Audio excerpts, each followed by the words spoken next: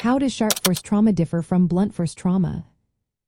Have you ever wondered how forensic experts determine the type of injury in a crime scene? Understanding the difference between sharp force trauma and blunt force trauma is key. Let's break it down in simple terms. Sharp force trauma occurs when a sharp object, like a knife or broken glass, penetrates the skin. This type of injury is often marked by clean cuts or incisions. The edges of these wounds are usually well defined, which helps forensic specialists identify the weapon used. For instance, a stab wound will have a distinct shape that can indicate the type of knife involved. On the other hand, blunt force trauma is caused by objects that do not have sharp edges, such as fists, bats, or rocks.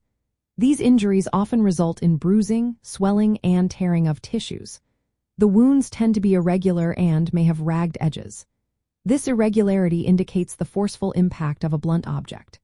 For example, a blow to the head with a baseball bat can cause significant damage without leaving a clear entry point.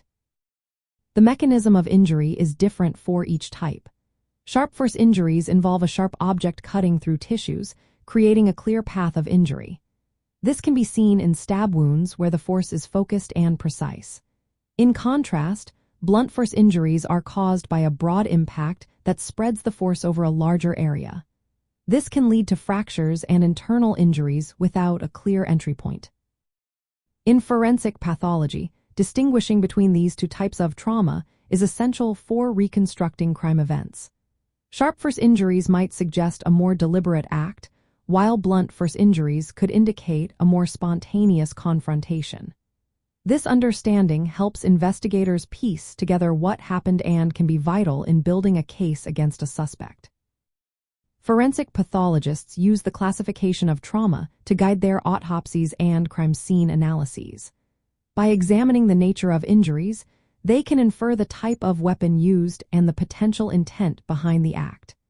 This information is crucial for law enforcement to develop theories about the crime and for prosecutors to build a strong case in court. In summary, sharp force trauma and blunt force trauma differ significantly in their characteristics and implications. Knowing these differences is vital for anyone interested in true crime and forensic science.